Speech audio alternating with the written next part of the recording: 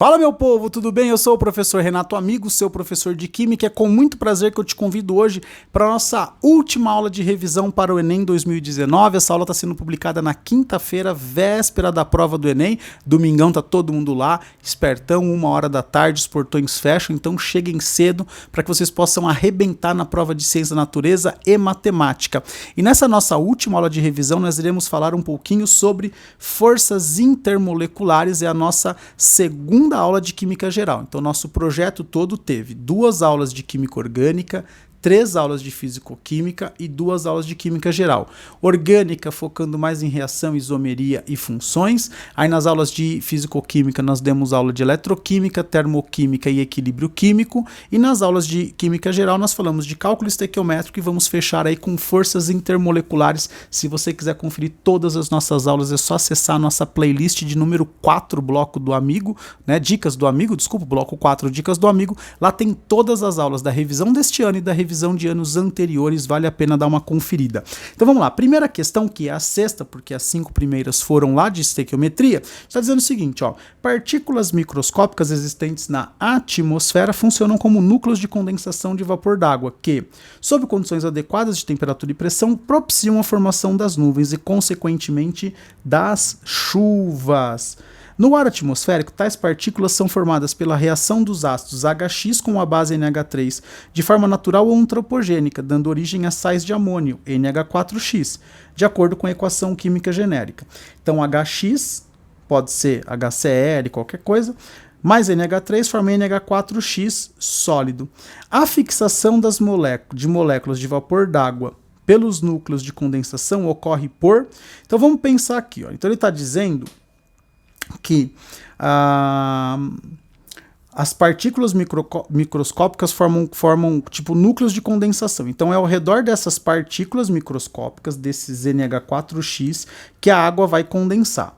Então ele está perguntando qual é o tipo de interação que ocorre entre a água e o núcleo de condensação, que é esse NH4X. Bom, dá para você perceber claramente que esse NH4X é composto pelo cátion NH4+, e pelo ânion X-.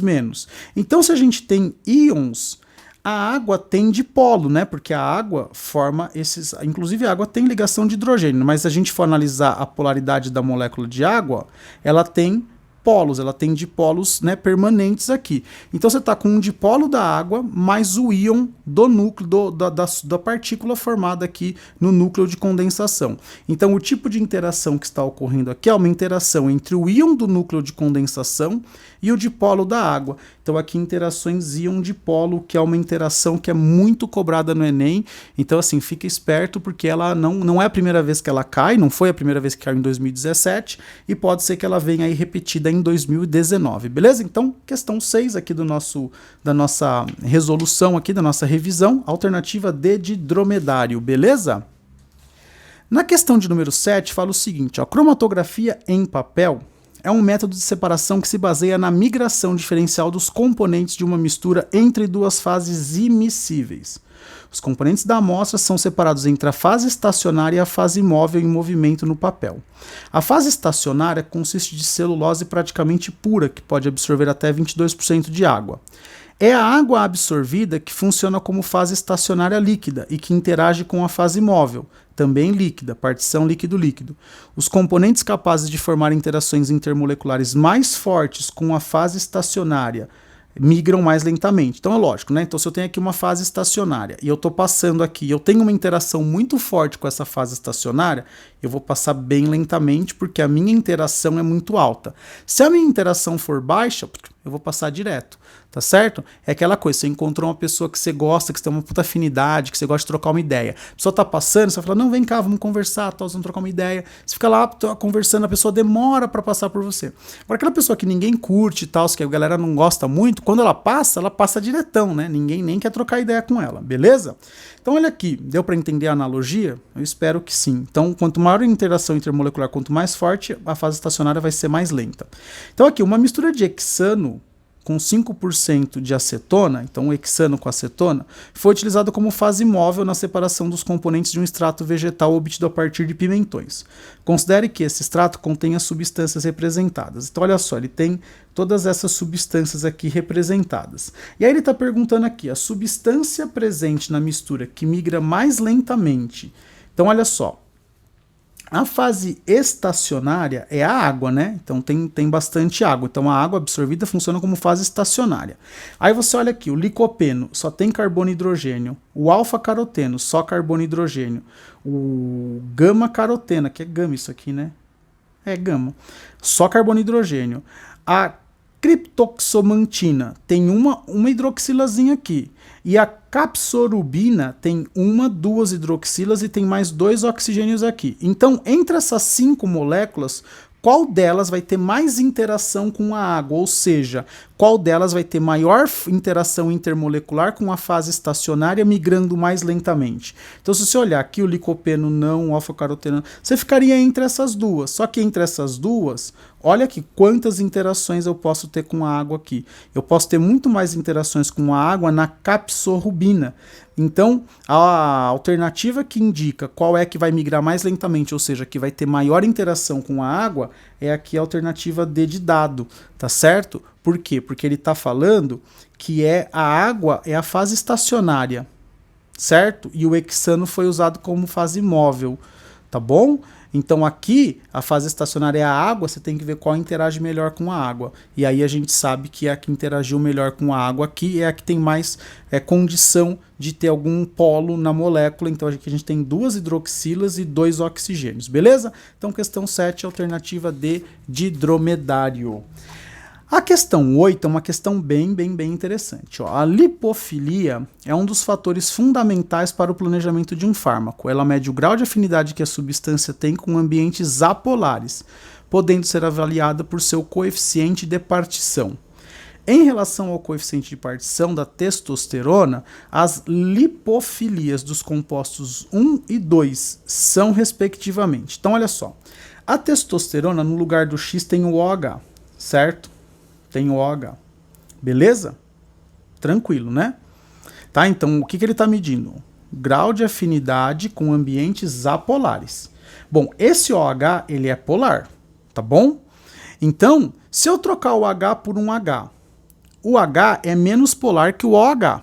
Então, vai ter uma maior lipofilia, né? Por quê? A lipofilia mede o grau de afinidade com ambientes apolares. O H é mais apolar que o OH, então vai ser maior.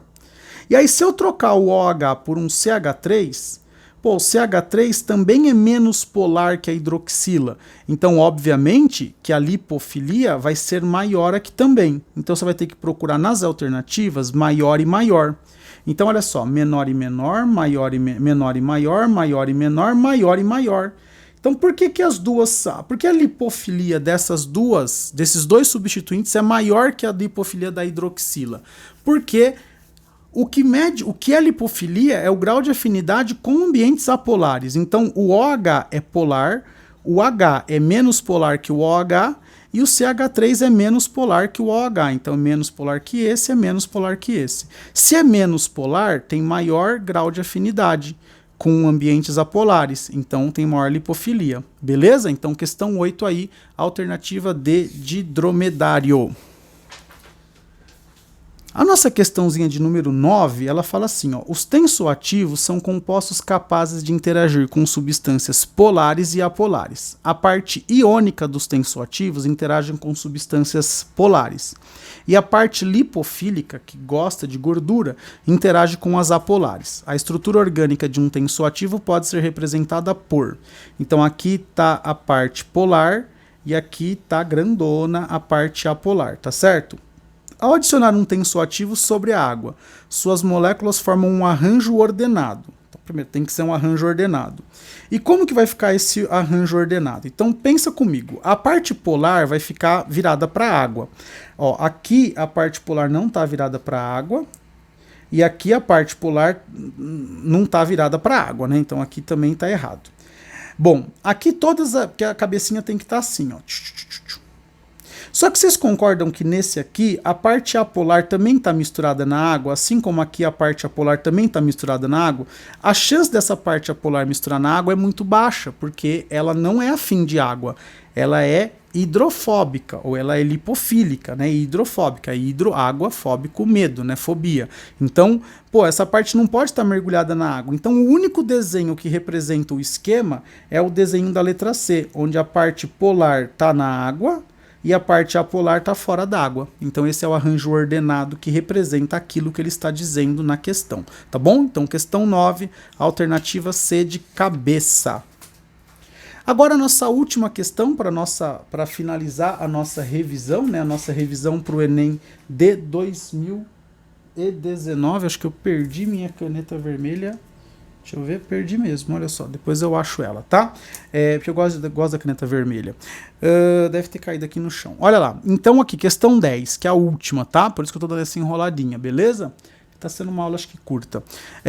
Pesticidas são substâncias utilizadas para promover o controle de pragas. No entanto, após sua aplicação em ambientes abertos, alguns pesticidas organoclorados são arrastados pela água até lagos e rios. E ao passar pelas guelras dos peixes, podem difundir-se por seus tecidos lipídicos e lá se acumulam. A característica desses compostos responsável pelo processo descrito no texto é o... Então, olha só, os pesticidas organoclorados são arrastados pela água, não está falando que ele mistura na água. E ele passa nas guelras dos peixes, difundindo por seus tecidos lipídicos. Então, aqui ele está difundindo na gordura. Então, se ele está difundindo na gordura, ele deve ser apolar ou deve apresentar uma baixa polaridade, certo? Porque se ele tem afinidade com a gordura, Se ele tem afinidade com a gordura, ele tem que ser pouco polar. E aí, olha só. Qual que é a característica daqui? Ó? Então a gente está falando baixa polaridade, baixa massa molecular, isso tem nada a ver, né?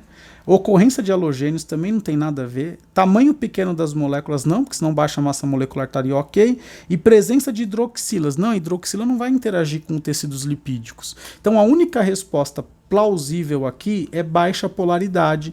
E aí, com essa questão 10, alternativa A, nós chegamos ao final da nossa revisão para o Enem 2019.